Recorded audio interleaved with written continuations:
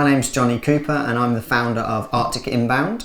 We are an incoming DMC and we work with agents from around the world and we work for their clients putting trips, tours and packages together to bring people up to northern Scandinavia in the Arctic. We started off in Björkliden and then we've actually ended up going via Dalsland in West Sweden and then Stockholm and then ultimately back up here.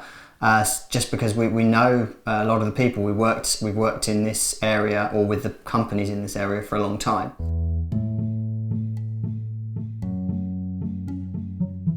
So we've worked with the Aurora Safari Camp and Frederick for many years. We've had lots of customers travel to see Frederick and the Safari Camp and enjoy everything that has to offer.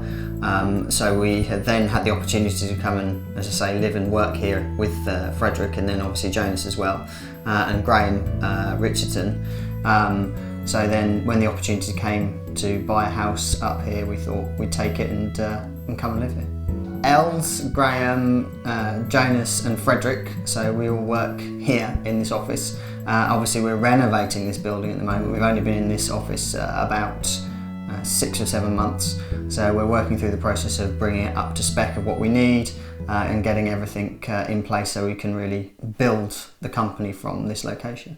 2 days ago we won the Tourism Business of the Year in Boden, which was a very big surprise. We weren't expecting to win. And we were at the event at Western Park in Boden, which was very exciting and good fun to be at. And then obviously winning the award was just the cherry on top of the cake. We worked really hard this year at growing the company, so we're really pleased that there's been the recognition that all of the hard work we've put in, and now we've just got to get a new shelf to put the award on, put up in the office. We work, as I say, with agents from around the world and their customers want to come and experience everything that the Arctic and northern Scandinavia has to offer. So that's everything in the winter from northern lights to dog sledding, to the great gastronomy, to the fantastic accommodation, and then through to the summertime we obviously have the midnight sun. And what we do is we work with our suppliers and we build the trips that we then pass to the agents, and then the agents sell those to the customers. And then when the customers travel, we're here as well on the ground to help them and assist them should they need any assistance whilst they're travelling through the trips that we provide. We deal with over 50 agents now that we deal with globally, and that's growing all the time. Graham is currently actually over in Dubai at the moment. We've seen big growth year on year, so the Arctic is becoming more and more popular as a destination.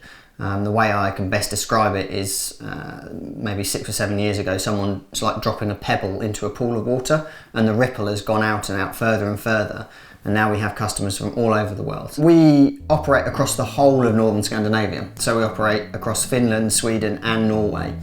So our customers will travel across that whole region. We feel that there's so much more to offer above and beyond the classical northern lights and dog sledding. So those are always going to be popular. They're always going to be on the bucket list of things that people want to do. But there's so much more it can offer when we come to the summertime with the hiking, the rafting. I think there's a lot of growth opportunity in the food as well, because there's good options for like foraging and learning about the Sami culture as well, and that's an area that's really interesting and to be honest with you is another area that's growing. The knowledge base of people around the world of that kind of culture is growing, so that's really interesting, and there's a lot of people that really would like to understand more about that culture. And then the shoulder seasons, as we call them as well, so that's kind of April, May, and then the other end is kind of late August, September, which are really nice for people, certainly from the August and September point of view, where we can have customers come who might want to see the aurora but don't really fancy minus 27 or 30. So it's quite nice for them to then come in these shoulder seasons where they still get that crisp air feeling and they still get the opportunity for the northern lights but without the super cold. So that's nice. We are blessed in this area and much of Scandinavia of having a lot of space, which is good. So we can bring more people, but that has to be a managed process. We don't feel necessarily that we want the floodgates to open and have too much mass tourism. And the different regions of Scandinavia are slightly differently aimed towards different segments. So particularly in Swedish Lapland, where we are here now, there is less mass tourism, kind of big coaches and things like that. That doesn't happen so much, and it's much more small scale boutique type of experiences. I think it's really important for people to continue to travel, because I think it's important that we educate everyone and they have the opportunity to understand everything, because that's, in some respects, how we save it. If we can demonstrate to them that this is beautiful, this is, you know, pristine, this is how nature is, then I think they're more likely to be connected with it, and they're more likely then to maybe make other choices to try and help protect those environments and things as we move into the future. The other thing as well that's we're kind of thinking a lot about now is climate change, and actually how we are going to potentially be in a good position here during the summer times with people further south who might want to escape the really hot weather that they might experience. We've already had some guests that travel from Kuwait and some of the other countries in that region who want to basically cool down during the summer.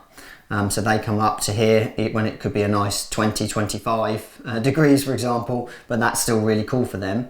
And that's an area that I think is going to grow as well, as people kind of escape the intense heat that might start to occur further south from here.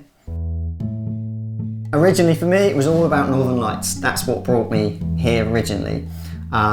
It's still about the Northern Lights. Even last night, we have a door on our bedroom onto a small balcony, and last night we were still out watching the aurora. So it never has stopped. That excitement never stops for me. So that was what brought me here originally. And then really after that, it was kind of understanding that the culture and the community and the people and the place and the environment was all a really nice place to be and live, and also to kind of bring up a family and those types of things.